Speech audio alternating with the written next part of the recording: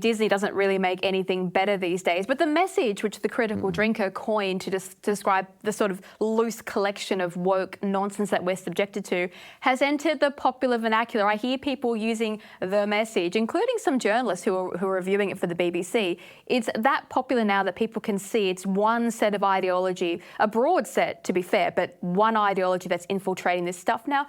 I remember when I was watching action films and the topic of sex would come up when you're a little kid and your parents would be like, we don't really want to discuss that. They just gloss over it. But now, Doctor Who is meant for children. I mean, I know we're adults and we sometimes watch it, but it's a kids' show.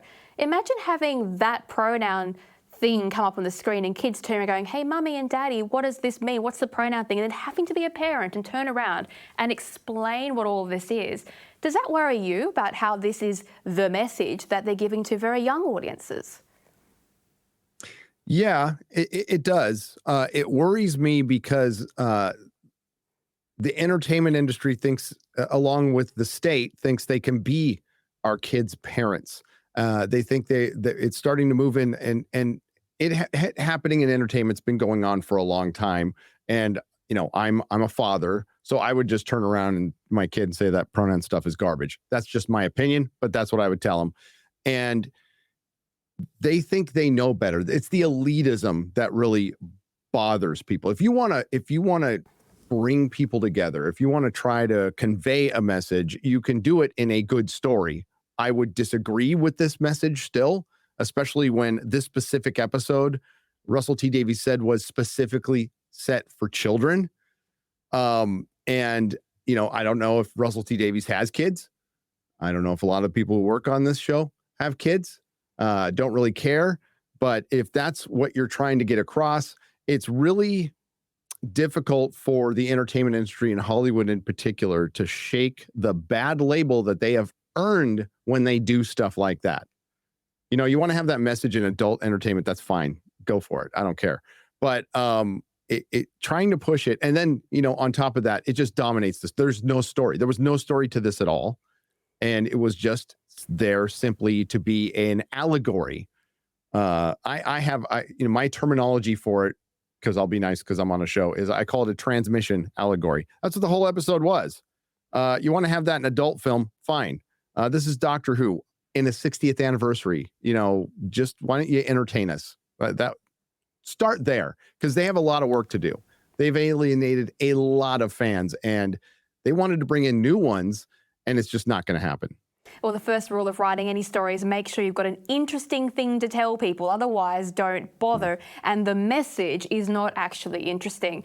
But that wasn't the only scene that we had. We then get a second lecture later on about how being trans or a woman, take your pick, is somehow better than a male-presenting doctor. Have a look.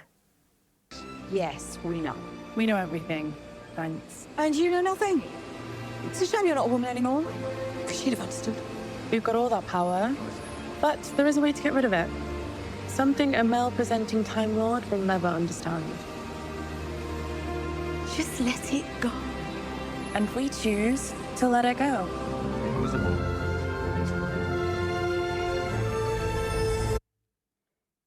I'm a woman and I hate that. I hate it so much. That was actually worse to me than the pronoun lecture.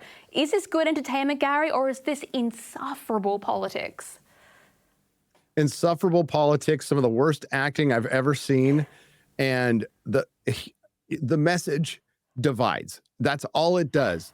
But more than that, what ticks fans off the most is when you take a beloved character and bring them back to dress them down for the message. So it's not even it's what you did to the character that we came here to watch David Tennant get chewed out. For what? So the superior Time Lord is either a trans person or a woman, then a male presenting doctor. It just feels like that what they said they were going to make up for when Piers Wenger, I think he's still there at the BBC, was the controller, is they really wanted to create conversations and essentially, and I'm paraphrasing here, make up for the white past of the Doctor. Well, here's one of my favourite bits. I don't have a clip of it, but I remember reading, I didn't really know what to do with it because representation is their biggest claim at the moment. You have to see yourself on screen or you're not, part of culture or whatever it is. And so you've got Davros, one of the best villains ever, and he's in a wheelchair. Well, it's not a wheelchair, it's like a life support, but whatever, he's in a wheelchair. And it's great because it shows that villains don't have to be held back by a disability. But apparently Russell T Davies has a massive problem with the culture where we present villains as being, disabled, which is, no one's ever thought of Davros like that before, but that's what they went for.